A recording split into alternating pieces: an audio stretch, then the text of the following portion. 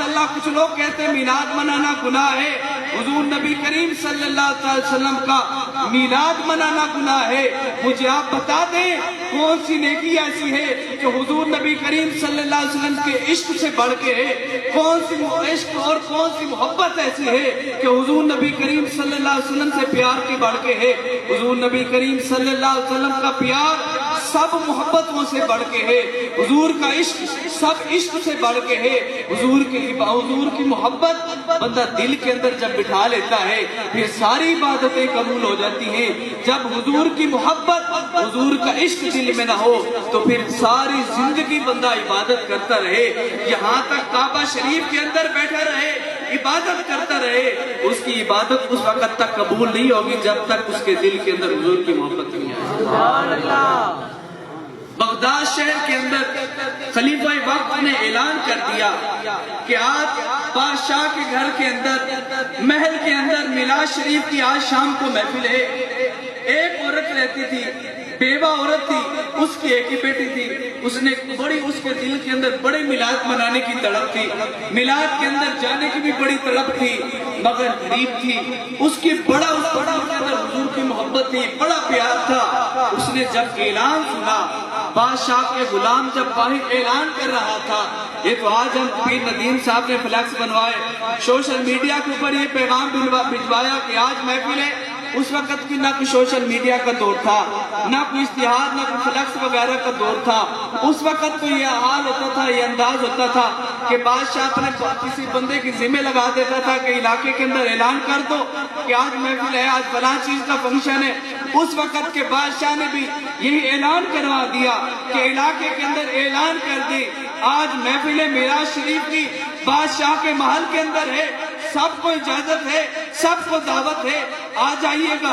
انہوں نے جب سنا، اس نے کہا بیٹی آج تیاری کر لو، آج نئے کپڑے پہن لو، میں بھی تیاری کر لیتی ہوں، آج اعلان ہوا ہے۔ بڑی تڑپ تھی کہ محفل میلاد میں جائیں، بڑی تڑپ تھی کہ حضور نبی کریم صلی اللہ علیہ وسلم کے ذکر کی محفل میں جائیں، حضور کے میلاد کی محفل میں جائیں، مگر آج ہماری اللہ تبارک و تعالیٰ کی بارگاہ میں یہ خواہش پوری ہو گئی۔ دونوں نے تیاری کی۔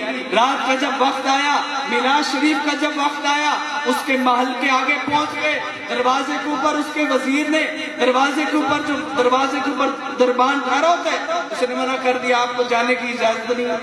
انہوں نے کہا آپ نے اعلان کیا، آپ کا اعلان سن کے ہم یہاں پہ پہنچے، ہمیں جانے کی اجازت کیوں نہیں؟ ہمیں کیوں نہیں اندر جانے دیا جا رہا؟ ہم میلاد سنیں گے، کوئی بات نہیں کریں گے، کسی کو کچھ نہیں کہیں گے، کوئی چھیڑ چھاڑی نہیں کریں گے۔ اس نے کہا نہیں، آپ کو اندر نہیں جانے دیا جائے گا، کیونکہ حکم ہوا ہے کہ اندر امیر آ سکتے ہیں، حکم ہوا ہے کہ بادشاہ کے دوست اندر آ سکتے ہیں، غریب اندر نہیں آ سکتے۔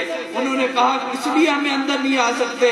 بیٹی نے کہا اماں جان دیکھیں آج ہم کتنے غریب ہیں، اس وجہ سے ہمیں اندر نہیں آنا دیا جا رہا، اس وجہ سے ہمیں میلاد شریف کی محفل میں شامل نہیں ہونے دیا جا رہا۔ تو آج اس شعر کے اندر کیوں خوبصورت کہا گیا ہے، محبوب کی محفل کو محبوب سجاتے ہیں، آتے ہیں وہی جن کو سرکار بلاتے ہیں۔ اس وقت بادشاہ نے جس کو بلایا تھا، جس تک پیغام پہنچایا تھا، وہی محفل کے اندر آئے تھے۔ ہر بندہ محفل کے اندر نہیں آ سکتا، جس کے ساتھ تعلق ہوتا ہے وہی محفل کے اندر آتا ہے۔ کتنے خوش نصیب ہیں ہم حضور نبی کریم صلی اللہ علیہ وسلم کی محفل میں آ گئے ہیں۔ اگر ہمیں پیر ندیم صاحب نے کہا یا نہیں کہا، مگر خوش نصیب کتنے ہیں کہ ہمیں حضور کا حکم ہو گیا تو ہم محفل میں آ گئے۔ حضور کی اجازت کے بغیر حضور کے میلاد کی محفل میں نہیں آ سکتا۔ جو میلاد کی محفل میں نہیں آ سکتا وہ در بدر کے بہانے لگاتا ہے، وہ کبھی اس طرح کہتا ہے کہ میلاد منانا بدعت ہے، کبھی یوں کہتا ہے کہ میلاد منانا گناہ ہے، معاذ اللہ یہ ہے وہ ہے۔ انہوں نے جب یہ سنا کہ ہمیں اس وجہ سے اندر نہیں آنے دیا جا رہا، ماں نے کہا بیٹی پریشان نہ ہو، رو نہ، ہم تو اس کے امتی ہیں جو رونانے کو خوش کرنے کے لیے آیا ہے، ان کو ہنسانے کے لیے آیا ہے، ان کی میلاد کی محفل ہے، اور ہم روتے روتے وہ واپس چلے جائیں، یہ تو اچھی بات نہیں ہے۔ انہوں نے کہا، بیٹی نے کہا ٹھیک ہے اماں جان واپس چلتے ہیں، اپنے گھر کے اندر جو بھی ہوگا دیکھا جائے گا۔ اس ماں نے کہا، ماں کیونکہ عاشق رسول تھی، جب ماں عاشق رسول ہوتی ہے تو اولاد بھی عاشق رسول ہوتی ہے۔ جب ماں باپ عاشق رسول ہوتے ہیں، حضور کی محبت بیان کرنے والے ہوتے ہیں، हुजूर की तारीफ बयान करने वाले होते हैं, हुजूर के इश्क में डूबे होते हैं, तो उनकी औलाद भी इश्क के अंदर डूब जाती है, हुजूर के प्यार के अंदर डूब जाती है, शरीयत के अंदर डूब जाती है। जब माँ बाप बदकार होते हैं तब औलाद भी बदकार हो जाती है। आज कहते हैं हमारी औलाद बिगड़ गई। औलाद आप उस वक्त बिगड़ी जब आप बिगड़े। आप अपनी औलाद को सीधा रास्ता खुद दिखा सकते हैं। अपनी औलाद, आप शरीयत पे चलेंगे तो औलाद भी शरीयत पे चलेगी।